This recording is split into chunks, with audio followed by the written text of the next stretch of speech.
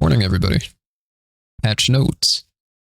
Seems Fat Shark released an update while the Americans were sleeping, but don't worry, I got you covered. It's Hotfix 1.0.14. Rejects, welcome to another day on Tarsham. Today you'll find in your pack of your rations 1 serving of corpse starch and Hotfix 1.0.14. This hotfix contains crash fixes, localization improvements, and addresses some bugs that fix some combat issues. The next community update post is slated to go out this week and will be addressing our next content update, crafting, weapons, and other pertinent topics. As far as the patch notes itself, we got some crash fixes and stability. Fixed a crash that could occur if a player found themselves out of bounds. Fixed a crash when browsing through shop items. Fixed a crash that could occur when interacting with NPCs in the Morningstar. Fixed a crash that could occur when textures loaded in. Fixed a crash that could occur when players couldn't connect to servers.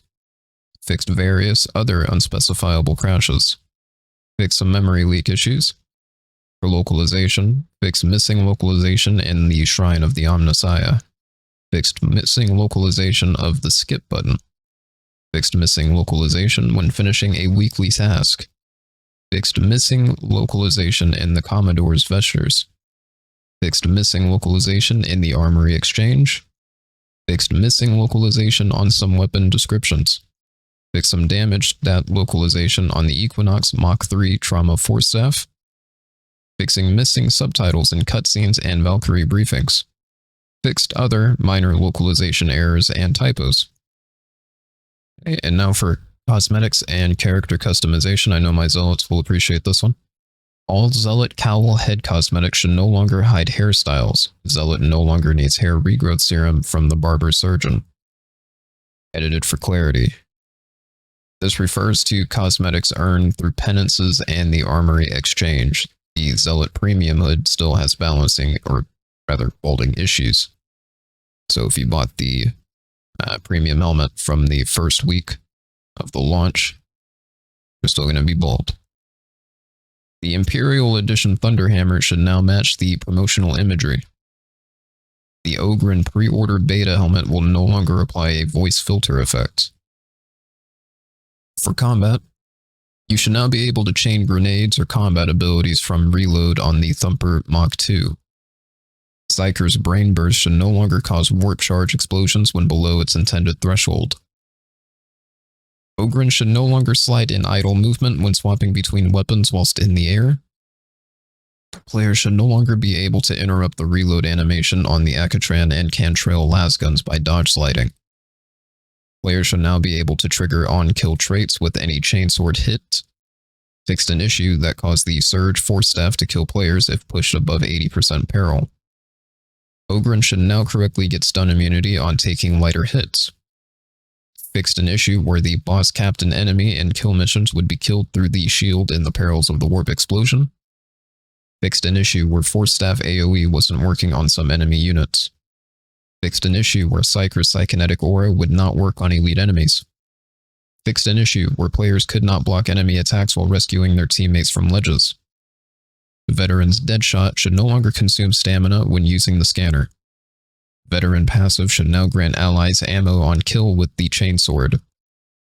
The melee weapon trait, Decimator, should now function properly in the Psycharium. The Ogren Club Haymaker trait should no longer trigger with bleed procs and ranged weapons. Fixed an issue where multiple veterans could cause their volley fire combat ability to conflict with the bio-optic targeting talent. Fixed an issue where enemies could spawn in view of players near the elevator in Chasm Station HL 16-11. Buffed the Heavy Stubber. Buff damage is now from 75 to 150 to 100 to 200.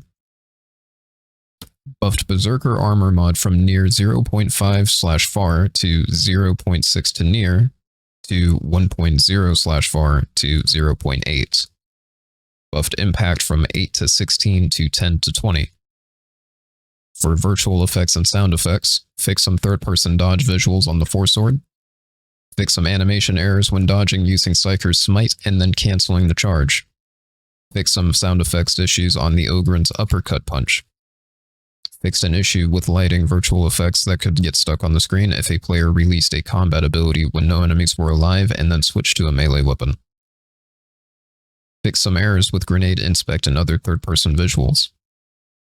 Fixed an issue where renegade gunners wouldn't show wounds unless they were dead.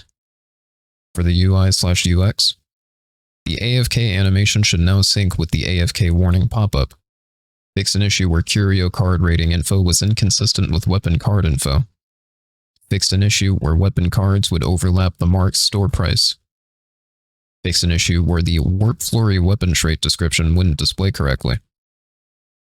Fixed an issue that could cause an overlap in the name of the veteran class on the character creation menu. Executor trait should now specify what the buff does. Added a clearer representation of rate of fire in the weapon detail screen.